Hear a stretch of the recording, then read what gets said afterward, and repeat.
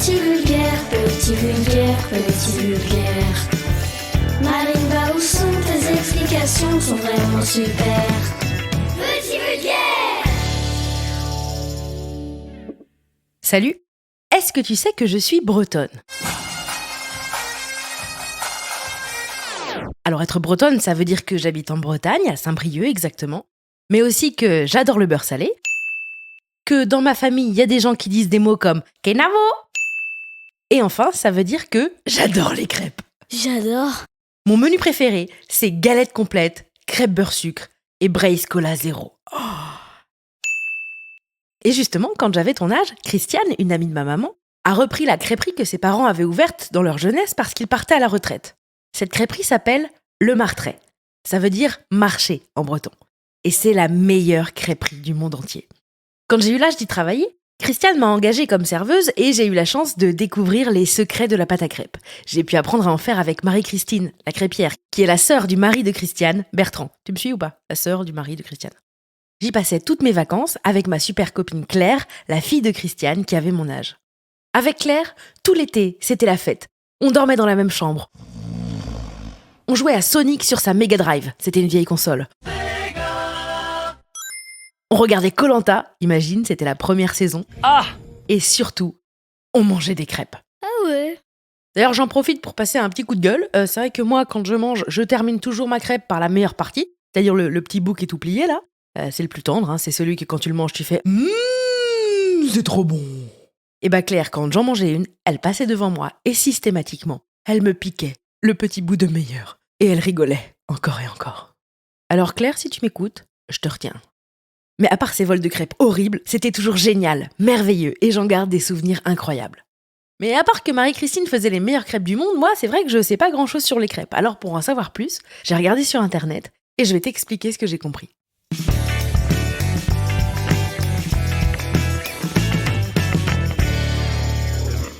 Mais pour te parler de l'histoire des crêpes, je te propose qu'on retourne ensemble au Martret, à l'époque où j'y travaillais, au début des années 2000. Bienvenue à Tréguier. Petite cité de caractère située dans les Côtes d'Armor, en Bretagne. Il y a 2200 habitants, soit à peu près autant d'habitants dans la ville qu'il y a de briques dans le Lego R2D2. Il y a aussi des petites maisons du Moyen-Âge, une statue d'un auteur connu qui s'appelle Ernest Renan, mais aussi une grande cathédrale. Et en face de la grande cathédrale, il y a une place. Hein ? Et en face de la place, il y a la crêperie du Martret. Ah, c'est génial. Elle est ouverte depuis 1966, ce qui veut dire qu'elle est ouverte depuis aussi longtemps que Danny Boone existe. C'est vieux, hein ? Alors on a de la chance, aujourd'hui c'est mercredi. Et les mercredis, à Tréguier, c'est les mercredis en fête. Ça veut dire qu'il y a des concerts gratuits et un marché nocturne. Donc il y a de la foule sur la place. Et la terrasse du Martret est remplie de vacanciers qui sont venus participer à la fête. Le serveur beau gosse qu'on voit à l'entrée, c'est Guillaume, le fils de Christiane. Il ne le sait pas encore, mais en 2022, ce sera lui, le patron du Martret. Pour l'instant, il fait tourner son plateau sur son doigt et prend la commande d'une table de 6 personnes qui sont venues goûter les galettes délicieuses de sa tante Marie-Christine. Une vacancière lui demande « Excusez-moi jeune homme, mais c'est quoi la différence entre les crêpes et les galettes ?» Très pédagogue, il répond avec entrain « Eh bien madame, la différence principale, c'est que ça n'est pas fait avec la même farine. Les crêpes, par exemple, dont on se sert plutôt pour faire les desserts, eh bien c'est fait avec des œufs, du lait, du sucre, mais surtout de la farine de froment. » Ah bon ? Mais je croyais qu'on faisait des crêpes avec de la farine de blé. Oui, vous avez raison. Mais en fait, le froment, c'est du blé. C'est juste qu'il y a plusieurs sortes de blé. Il y a du blé dur et du blé tendre. Le froment, c'est du blé qui est tendre. On se sert aussi de cette farine pour faire le pain. Ah, et pour les galettes, on se sert du blé dur alors ? Ah, bonne déduction, mais non, pas du tout. Pour les galettes, on se sert du sarrasin, qu'on appelle d'ailleurs le blé noir. Ah, donc c'est bien du blé ? Eh bien non. En fait, on l'appelle le blé noir parce que finalement, la farine ressemble à de la farine de blé, mais avec une couleur plus foncée. Alors qu'en fait, le sarrasin, ce n'est même pas une céréale. C'est une fleur qui a fait son apparition en Bretagne vers le XIIIe siècle, car elle avait été importée de Chine. La fleur de sarrasin, qui pousse assez vite, c'est bien accommodée à la Bretagne puisqu'il lui fallait un climat tempéré, une humidité constante et une terre acide. Ah oui, donc c'était parfait. Tout à fait. Et le sarrasin, on s'en sert en général pour faire des crêpes salées, avec du fromage, du jambon, des œufs, des champignons, etc., etc. Ah d'accord, et donc c'est une crêpe de blé noir ? Oui, si vous voulez, vous pouvez appeler ça comme ça. Nous, dans la région, quand on parle des crêpes de blé noir, on appelle ça des galettes. Mais il y a plein d'endroits en Bretagne où on appelle ça tout simplement des crêpes de blé noir, effectivement. Très intéressant, merci. C'est vrai que c'est intéressant, merci Guillaume. Entrons maintenant dans le restaurant. Il y a 5 petites tables de 4 personnes. Ah, tiens, derrière le bar, il y a Gaël. Coucou Gaël. Oh là là, Gaël n'a même pas le temps de me répondre, il est débordé. Il doit préparer des plateaux entiers remplis de boissons, servir des cafés, des grenadines et déboucher des bouteilles de cidre. Fais attention Gaël, j'ai failli me prendre un bouchon dans la tête. Ça, c'est Zabeth, la serveuse. Et aussi, c'est la sœur de Christiane. Je vous avais dit que les crêpes, c'était une affaire familiale. Ah d'accord. C'est tellement familial que leur sœur, Laurence, c'est la dame de la pâtisserie juste à côté. Alors Zabeth, c'est rigolo parce qu'elle court partout, mais en même temps, on dirait qu'elle flotte. Alors, pas flotter comme un fantôme, hein, non. Plutôt flotter comme si elle roulait sur un overboard, tu sais. Elle a dans une main 2 assiettes qui contiennent des crêpes, une chocolat chantilly et une au citron, et dans l'autre, un bol de lait Ribot, un lait très épais. Est-ce que tu sais ce que c'est que le lait Ribot? Non? Zabeth, c'est quoi le lait Ribot? C'est du lait fermenté, ma cocotte. Du lait fermenté? Ça craint. Non mais c'est du lait pourri, quoi. Non, c'est une boisson traditionnelle bretonne. En fait, il y a très longtemps, on fabriquait le beurre dans ce qu'on appelait les barattes. C'était des sortes de petits tonneaux qu'on tournait. Dedans, on mettait du lait frais, on faisait tourner ce petit tonneau. On dit que ça battait le lait qui, à force de tourner, devenait de la crème fraîche quoi, puis du beurre. Et d'ailleurs, pour le conserver plus longtemps, ce beurre, on lui a ajouté du sel. C'est comme ça qu'est né le beurre salé. C'était pas parce que c'était super bon, non. C'était pour qu'on puisse le garder plus longtemps. Je l'ignorais. D'accord, Zabeth, mais c'est quoi le rapport avec le lait pourri? Le lait Ribot, Marine. Je t'ai expliqué que pour faire du beurre, on mettait du lait dans une baratte. Tu sais comment on appelle la baratte en Bretagne? Non. Eh bien, ça s'appelle la ribotière. Donc en fait, le lait Ribot, c'est le lait qui restait dans la ribotière quand le beurre était fait. Chez nous les Bretons, on est éco-responsables depuis des générations. Et puis surtout, on était pauvres, alors on le mangeait aussi ce lait, en y trempant des morceaux de galette dedans. Ah, je savais pas. Ah ouais, moi non plus, je savais pas. Mais attends, s'il faut faire du beurre pour goûter le lait Ribot, moi je suis pas sortie de l'auberge, hein. Je goûterai jamais. Marine, tu fais du cinéma, on en vend en bouteille maintenant, ça vient plus du beurre, mais c'est bon quand même, hein. Il y en a dans la cuisine, demande à Marie-Christine, elle t'en donnera. Ah super, merci Zabeth. Continuons notre visite. Là, je passe par une autre salle du restaurant. Il y a Christiane qui discute avec des habitués et elle raconte des trucs. Moi j'adore parce que Christiane, depuis que je suis petite, je l'entends raconter des histoires et des histoires. Et en fait, quand elle raconte ses histoires, à la fin, elle dit tout le temps « Oui, oui ». Et après, elle fait « en aspirant. Et souvent, elle finit par « J'adore ». Et maintenant, nous passons la porte qui fait le même bruit qu'une porte de western. Nous entrons dans le royaume de Marie-Christine, la cuisine. Face à moi et à la fenêtre, une petite table recouverte de plein de douzaines de crêpes bien pliées et bien empilées qui attendent d'être achetées par des gens qui en veulent pour les ramener chez eux. Marie-Christine les a préparées depuis ce matin. Plus loin, en face, il y a Claire, ma coloc de chambre. Vous savez, c'est la voleuse des petits bouts délicieux. Ici, tout le monde l'appelle Bibiche. Et Bibiche, elle s'occupe de la plonge. C'est quoi? Faire la plonge, c'est un poste super important dans un restaurant. Parce qu'on te donne des assiettes sales, et toi, magie, tu t'occupes de les rendre propres. Incroyable. Non mais imaginez, si Claire n'était pas là, on vous servirait votre crêpe banane choc sur les restes de la galette andouille moutarde bleue d'un autre client. Bah. C'est pourri.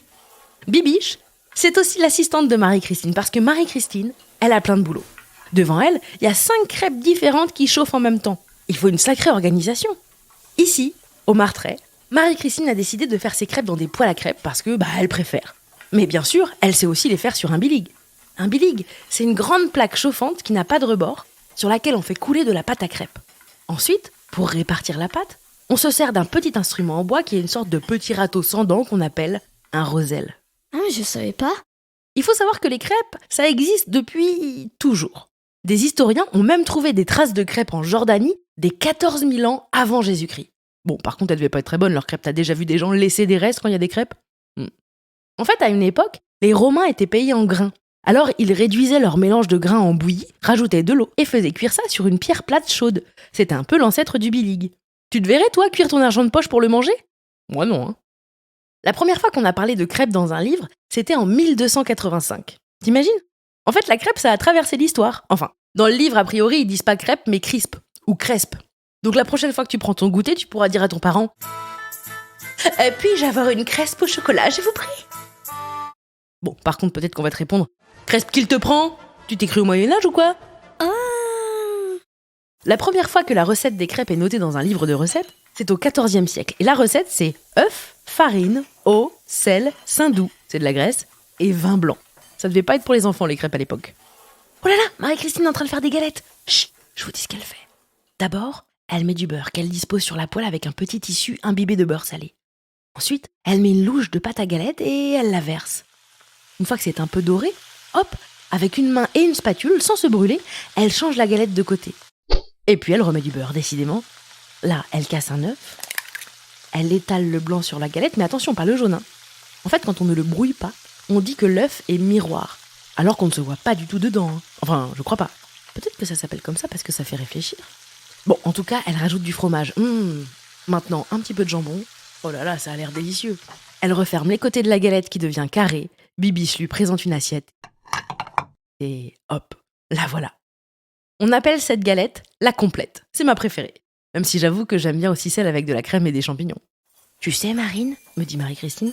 pendant très longtemps, les galettes et les crêpes, on les mangeait nature, sans rien. Pendant longtemps, les galettes, c'était un petit peu comme le pain. On les coupait et on les mangeait avec tout, mais on ne mettait rien dedans. En 1850, un monsieur qui s'appelait Becherel, oui, comme le livre de conjugaison, a eu l'idée de rouler un œuf dans la galette. C'était une bonne idée.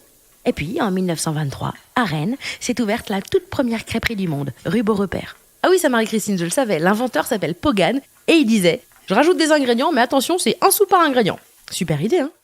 Après, ça s'est popularisé encore et encore, si bien qu'en 1966, les parents de Christiane ont ouvert la crêperie du Martret, en face de la porte d'entrée de la cathédrale, et pour moi, c'est et ça restera la meilleure crêperie du monde.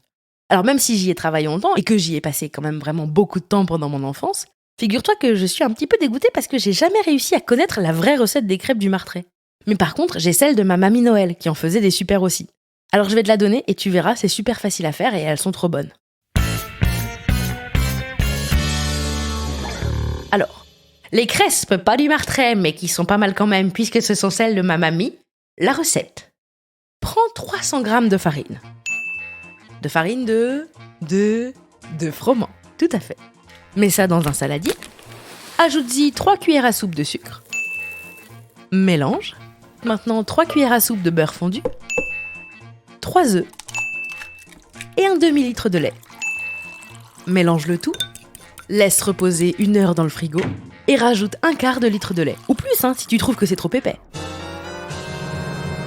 Et voilà, c'est prêt. Et ma mamie, en plus, elle faisait un truc un peu spécial. C'est qu'elle rajoutait dans la pâte le jus d'une orange dont elle râpait un peu la peau dans la préparation. C'était vraiment un délice. Et j'espère sincèrement que les crêpes de ma mamie te plairont.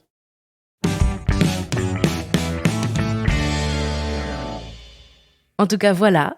Ça, c'était les crêpes, mais en petit vulgaire. Et j'en profite pour faire un gros bisou à Christiane, Bertrand, Marie-Christine, Claire, Guillaume, Antoine, Zabeth, Romane, Lise, Laurence et toute la famille par Antoine. Parce que j'en oublie plein. Parce que c'est une vraie histoire familiale et j'aime tellement cet endroit. Franchement, si vous allez en Bretagne en vacances, allez manger des crêpes là-bas. Je vous jure, elles sont trop bonnes. Gros bisous! Cet épisode de Petit Vulgaire a été écrit par Marine Baousson, c'est moi, coucou. Les petites voix sont celles de Jeannette et Elisa. Ça a été monté par Marine Quinson, réalisé et mis en musique par mon petit frère Romain Baousson et produit par Studio Brune. Si tu as aimé cet épisode, n'oublie pas d'en parler à toute ta bande de potes, de commenter et de lui mettre plein d'étoiles sur Apple Podcasts, Spotify, Kikou et toutes les applis de podcast préférés. Et aussi, bien sûr, de bien te brosser les dents tous les jours. C'est hyper important. Gros bisous et merci. Bisous. Bisous.